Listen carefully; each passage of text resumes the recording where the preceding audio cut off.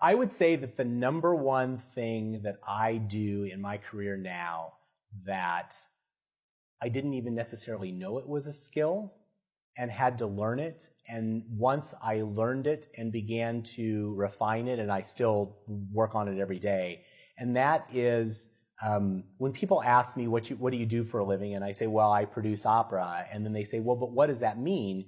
And I always come back to them and I say, I manage expectations. It's a skill that you're not taught. You're not taught how to bring a group of people together who don't know each other, most of them. You bring them together in a location in which they've never all been. You bring them into a room where they're all supposed to act as professionals. Most of the time, they're working with a director and a production team that they've never worked with before.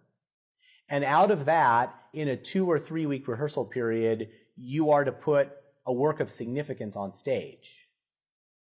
And so a lot of what I do on a daily basis is managing expectations, is managing an environment for my singers, for my production team, for my staff, for board members, to enable people to do the best work that they can possibly do.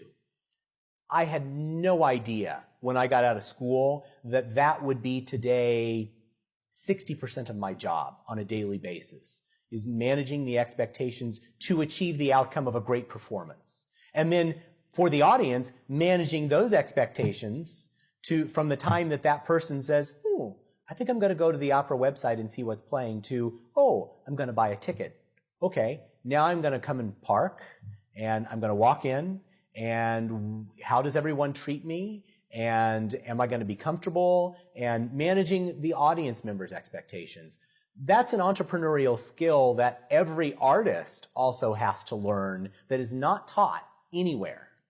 And you learn it by doing it. You also learn it with great mentors, I think.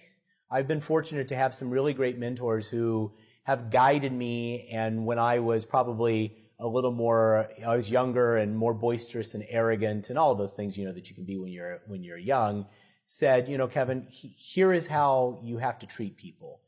Here is the atmosphere and the environment that you have to create in order to ensure that you get to your outcome. If you leave a string of dead bodies in the process, you may get there, but you're not going to have the outcome that you desire.